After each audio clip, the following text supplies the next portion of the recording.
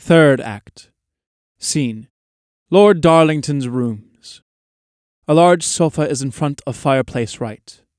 At the back of the stage, a curtain is drawn across the window. Doors left and right. Table right, with writing materials.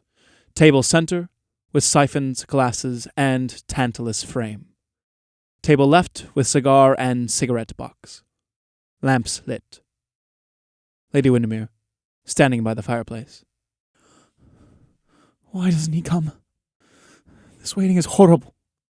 He should be here. Why is he not here to wake by passionate words some fire within me? I am cold. Cold is a loveless thing. Arthur must have read my letter by this time. If he cared for me, he would have come after me. Would have taken me back by force. But he doesn't care. He's entrammelled by this woman, fascinated by her, dominated by her. If a woman wants to hold a man, she merely has to appeal to what is worst in him. We make gods of men and they leave us. Others make brutes of them and they fawn and are faithful. How hideous life is. Oh, it was mad of me to come here, horribly mad.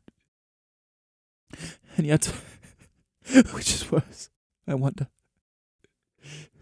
to be at the mercy of a man who loves one, or a wife of a man who, in one's own home, dishonors one. What woman knows? What woman in the whole world? But will he love me always? This man to whom I am giving my life. What do I bring him?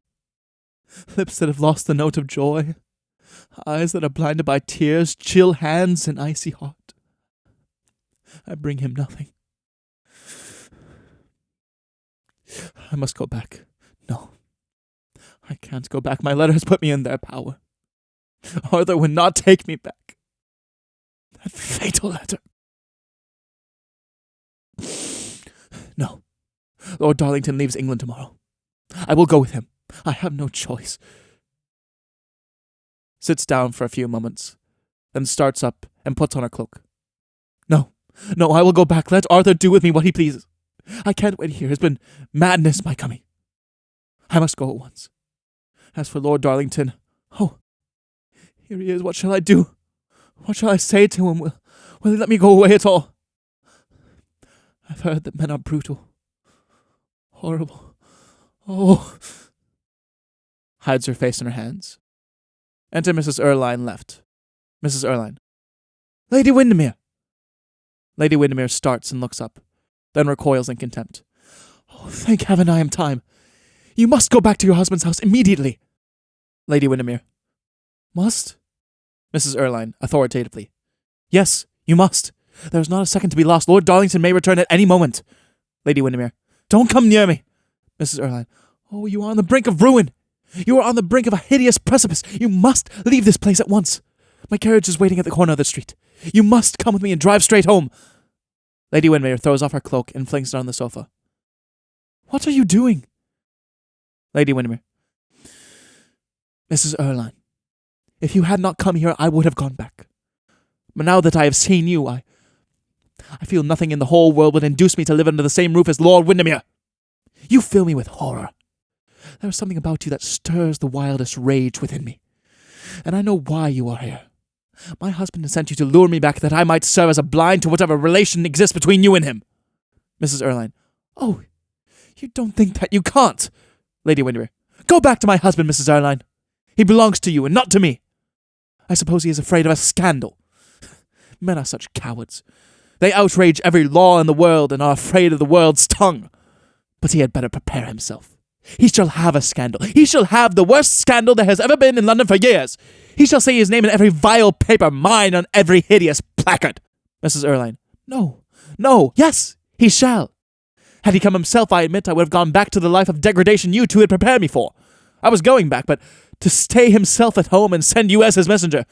Oh, it was infamous. Infamous! Mrs. Erlynne, centre. Lady Windermere, you wrong me horribly. You wrong your husband horribly. He doesn't know you are here. He thinks you are safe in your own house. He thinks you are asleep in your own room. He never read the mad letter you wrote to him. Lady Windermere, right. Never read it. Mrs. Erline, no. He knows nothing about this. Lady Windermere, how simple you think me. Going to her, you are lying to me. Mrs. Erline, restraining herself. I am not. I am telling you the truth. Lady Windermere, if my husband didn't read my letter, how is it that you are here? Who told you I had left the house you were shameless enough to enter? Who told you where I had gone to? My husband told you, and sent you to decoy me back. Crosses left. Mrs. Erline, right center.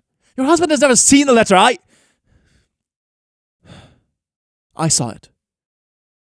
I opened it. I read it. Lady Windermere, turning to her. You opened a letter of mine to my husband? You wouldn't dare! Mrs. Erline, dare? To save you from the abyss into which you are falling, there is nothing in the world I would not dare, nothing in the whole wide world. Here is the letter. Your husband has never read it. He shall never read it. Going to fireplace. It should never have been written. Tears it and throws it into the fire. Lady Windermere, with infinite contempt in her voice and look. How do I know that was my letter after all? You seem to think the commonest device can take me in. Mrs. Erline, oh, why do you disbelieve everything I tell you? What object do you think I have in coming here, except to save you from utter ruin, to save you from the consequences of a hideous mistake? That letter that is burnt now was your letter. I swear it to you. Lady Windermere, slowly. You took good care to burn it before I had examined it. I cannot trust you. You whose life is a lie, how can you speak the truth about anything? Sits down. Mrs. Erline, hurriedly. Think as you like about me. Say what you choose against me, but go back. Go back to the husband you love. Lady Windermere, sullenly. I do not love him. You do, and you know that he loves you. Lady Windermere, he does not understand what love is. He understands it as little as you do. But I see what you want. It would be a great advantage for you to get me back. Dear heavens, what a life I would have then! Living at the mercy of a woman who has neither mercy nor pity in her, a woman whom it is an infamy to meet, a degradation to know, a vile woman, a woman who comes between husband and wife. Mrs. Erline, with a gesture of despair. Lady Windermere, don't say such terrible things. You don't know how terrible they are, how terrible and how unjust. Listen, you must listen. Only go back to your husband, and I promise you never to communicate with him on any pretext, never to see him, never to have anything to do with his life or yours. The money that he gave me not through love, but through hatred. Not in worship, but in contempt. The hold I have over him. Lady Windermere, rising. Ah! You admit you have a hold. Yes. And I will tell you what it is. It is his love for you, Lady Windermere. You expect me to believe that? You must believe it. It is true. It is his love for you that has made him submit to, call it what you like, tyranny, threats, anything you choose.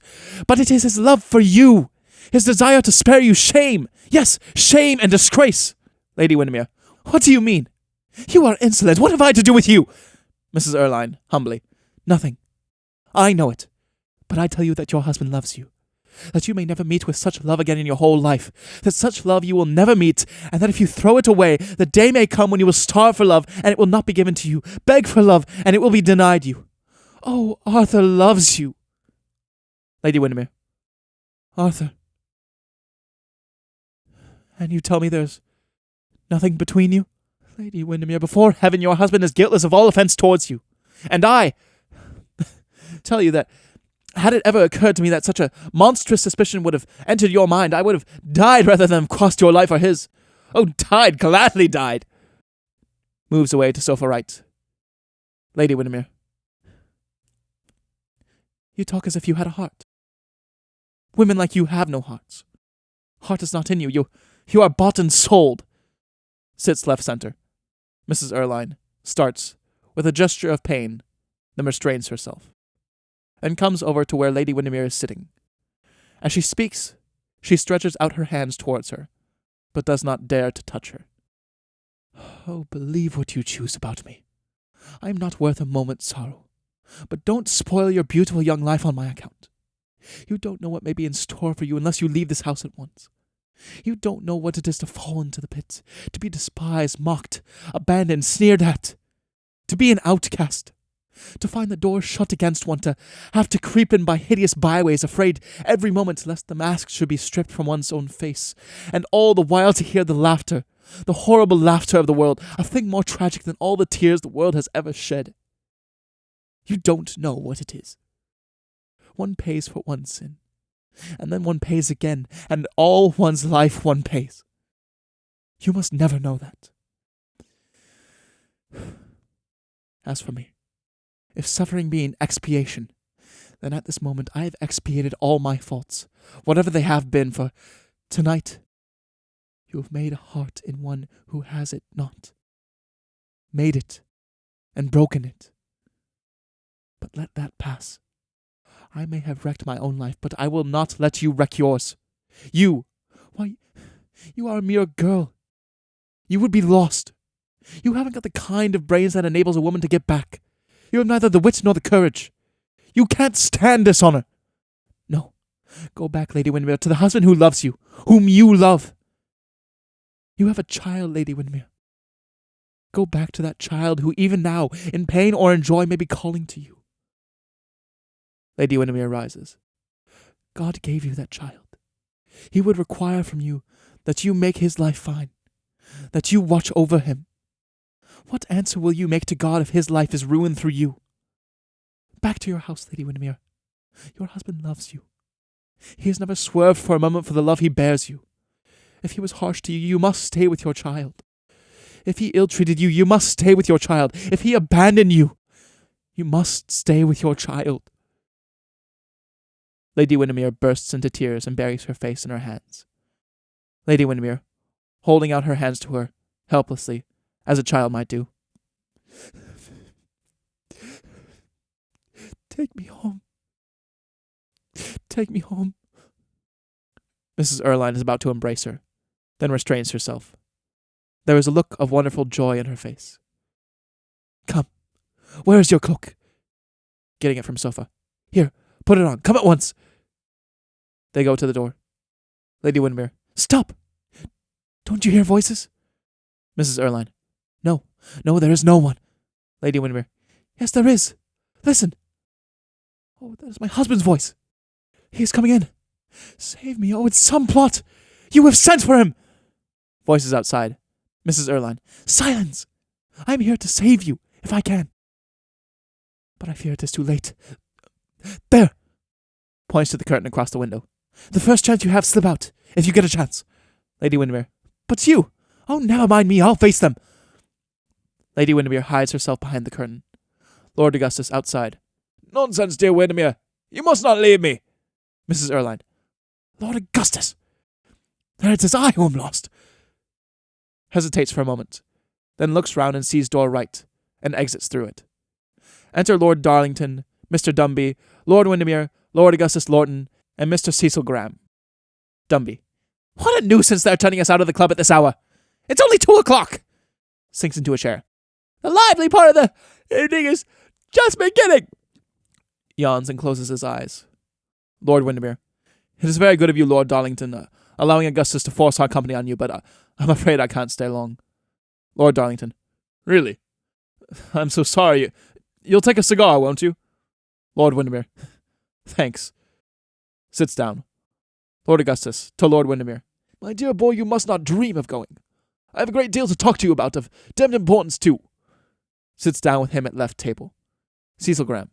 Oh, we all know what it is. Tuppy can't talk about anything but Mrs. Erlynne. Lord Windermere. Well, that is no business of yours, is it, Cecil? Cecil Graham. None. That is why it interests me. My own business always bores me to death. I prefer other people's. Lord Darlington. Have something to drink, you fellows. Cecil, you'll have a whiskey and soda? Cecil Graham. Thanks. Goes to table with Lord Darlington. Mrs. Erlynne looked very handsome tonight, didn't she? Lord Darlington. I am not one of her admirers. Cecil Graham. I usedn't to be, but I am now. Why, she actually made me introduce her to poor Aunt Caroline. I believe she is going to lunch there. She is, really. Lord Darlington. Excuse me, you fellows. I'm going away tomorrow, and I have to write a few letters. Goes to writing table and sits down. Dumby. Clever woman, Mrs. Erlynne. Cecil Graham. Hello, Dumby. I thought you were asleep. I am. I usually am. Lord Augustus. A very clever woman. Knows perfectly well what a demmed fool I am. Knows it as well as I do myself. Cecil Graham comes towards him laughing. Ah, you may laugh, my boy, but it is a great thing to come across a woman who thoroughly understands one. Dumby. It's an awfully dangerous thing. They always end up marrying one. Cecil Graham. But I thought, Tubby, you were never going to see her again. Yes, you told me so yesterday evening at the club. You said you'd heard that, whispering to him. Lord Augustus. Oh, she's explained that. Cecil Graham. And the Wiesbaden affair? She's explained that too. And her income, Tuppy. Has she explained that? Lord Augustus, in a very serious voice. She's going to explain that tomorrow. Cecil Graham goes back to center table. Dumby. Awfully commercial women nowadays. Our grandmothers threw their caps over the mills, of course, but by Jove, their granddaughters only throw their caps over the mills that can raise the wind for them. Lord Augustus. You want to make her out a wicked woman. She is not. Cecil Graham. Oh, wicked women bother one. Good women bore one. That is the only difference between them. Lord Augustus, puffing a cigar. Mrs. Erline has a future before her. Dumby. Mrs. Erline has a past before her. Lord Augustus. I prefer women with a past. They're always so damned amusing to talk to. Cecil Graham. Well, you'll have lots of topics of conversation with her, dear Tuppy. Rising and going to him. Lord Augustus. You're getting annoying, dear boy. You're getting damned annoying. Cecil Graham puts his hand on his shoulders. Now, Tuppy, you've lost your figure and you've lost your character. Don't lose your temper. You've only got one. Lord Augustus. My dear boy, if I wasn't the most good-natured man in London, we'd treat you with more respect, wouldn't we, Tuppy? Cecil Graham strolls away. Dumby. The youth of the present day are quite monstrous. They have absolutely no respect for dyed hair. Lord Augustus looks round angrily. Cecil Graham. Mrs. Erline has a very great respect for dear Tuppy. Dumby. And Mrs. Erline sets an admirable example to the rest of her sex. It is perfectly brutal the way most women nowadays behave to men who are not their husbands. Lord Windermere. Dumby, you are ridiculous. And Cecil, you let your tongue run away with you. You must leave Mrs. Erline alone. You don't really know anything about her, and you're always talking scandal against her. Cecil Graham, coming towards him left center. My dear Arthur, I never talk scandal. I only talk gossip. Lord Windermere. What is the difference between scandal and gossip? Oh, gossip is charming. History is merely gossip. But scandal is gossip made tedious by morality. Now, I never moralize. A man who moralizes is usually a hypocrite, and a woman who moralizes is invariably plain. There is nothing in the whole world so unbecoming to a woman as a nonconformist conscience. And most women know it, I'm glad to say. Lord Augustus. Just my sentiments, dear boy, just my sentiments. Cecil Graham. Sorry to hear it, Tuppy. Whenever people agree with me, I always feel I must be wrong. Lord Augustus. My dear boy, when I was your age... But you never were, Tuppy. And you never will be. I say, Darlington, let us have some cards. You'll play, Arthur, won't you? Lord Windermere. No, thanks, Cecil. Dumby, with a sigh. Ah, good heavens, how marriage ruins a man. It's as demoralizing as cigarettes and far more expensive. Cecil Graham. You'll play, of course, Tuppy. Lord Augustus, pouring himself out a brandy and soda at table. Can't, dear boy. Promise Mrs. Erline never to play or drink again. Cecil Graham. Now, my dear Tuppy, don't be led astray into paths of virtue. Reformed you would be perfectly tedious. That is the worst of women. They always want one to be good. And if we are good, when they meet us, they don't love us at all. They like to find us quite irretrievably bad and leave us quite unattractively good. Lord Darlington, rising from right table where he has been writing letters. They always do find us bad. Dumby. I don't think we're bad. I think we're all good. Except Tuppy.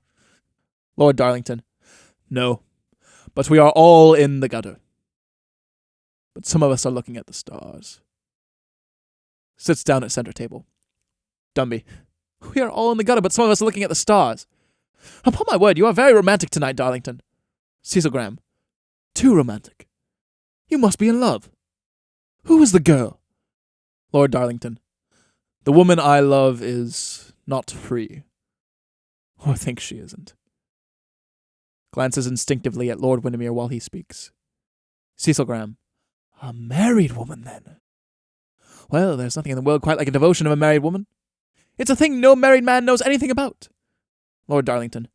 Oh, she doesn't love me. She is a good woman. She is the only good woman I have ever met in my life. Cecil Graham. The only good woman you have ever met in your life. Yes. Cecil Graham, lighting a cigarette. Well, you are a lucky fellow. Why, I have met hundreds of good women. I never seem to meet any but good women. The world is perfectly packed with good women. To know them is a middle-class education. Lord Darlington. This woman has purity and innocence. She has everything we men have lost. Cecil Graham. My dear fellow, what on earth should we men do about with purity and innocence? A carefully thought-out buttonhole is much more effective. Dumby. She doesn't really love you, then? No, she does not. Dumby. I congratulate you, my dear fellow. In this world there are only two tragedies. One is not getting what one wants, and the other is getting it. The last is much worse. The last is a real tragedy. But I am interested to hear that she does not love you. How long could you love a woman who didn't love you, Cecil? Cecil Graham. A woman who doesn't love me? Oh, all my life. Dumby. So could I. But it's so difficult to meet one. Lord Darlington. How can you be so conceited, Dumby? Dumby. I didn't say it as a matter of conceit. I said it as a matter of regret. I have been wildly, madly adored. I'm sorry I have. It has been an immense nuisance. I should like to be allowed a little time to myself now and then. Lord Augustus, looking round. Time to educate yourself, I suppose. Dumby. No, time to forget all I have learned. That is much more important, dear Tuppy. Lord Augustus moves uneasily in his chair. Lord Darlington. What cynics you fellows are. Cecil Graham. What is a cynic? Sitting on the back of the sofa. Lord Darlington. A man who knows the price of everything and the value of nothing. Cecil Graham. And a sentimentalist, my dear Darlington, is a man who sees an absurd value in everything and doesn't know the mock price of a single thing. Lord Darlington. You always amuse me, Cecil. You talk as if you are a man of experience. Cecil Graham. I am. Moves up to front of fireplace. You are far too young. That is a great error. Experience is a question of instinct about life. I have got it. Tuppy hasn't. Experience is the name Tuppy gives to his mistakes. That is all. Lord Augustus looks round indignantly. Dumby. Experience is the name everyone gives to their mistakes. Cecil Graham, standing with his back to the fireplace. One shouldn't commit any. Sees Lady Windermere's fan on sofa. Dumby. Life would be very dull without them. Cecil Graham. Of course you are quite faithful to this woman you are in love with, Darlington. To this good woman. Lord Darlington. Cecil, if one really loves a woman, all other women in the world become absolutely meaningless to one. Love changes one. I am changed. Cecil Graham. Dear me, how very interesting. Tuppy, I want to talk to you. Lord Augustus takes no notice. Dumby. It's no use talking to Tuppy. You might as well just talk to a brick wall. But I like talking to a brick wall. It's the only thing in the world that never contradicts me. Tuppy. Lord Augustus. What is it? What is it? Rising and going over to Cecil Graham. Cecil Graham. Come over here. I want you particularly. Aside. Darlington has been moralizing and talking about the purity of love and that sort of thing. And he has got some woman in his rooms all the time. Lord Augustus. Really? Cecil Graham in a low voice. Yes. Here is her fan. Points to the fan. Lord Augustus, chuckling. By Jove. By Jove. Lord Windermere, up by the door. I'm really off now, Lord Darlington. I'm sorry you're leaving England so soon. Pray call on us when you come back. My wife and I would be charmed to see you. Lord Darlington, upstage with Lord Windermere. I am afraid I shall be away for many years. Good night. Cecil Graham. Arthur! What? Cecil Graham. I want to speak to you for a moment. No, do come. Lord Windermere, putting on his coat. I can't. I'm off. Cecil Graham. It is something very particular. It will interest you enormously. Lord Windermere, smiling. It is some of your nonsense, Cecil. It isn't. It isn't, really. Lord Augustus, going to him.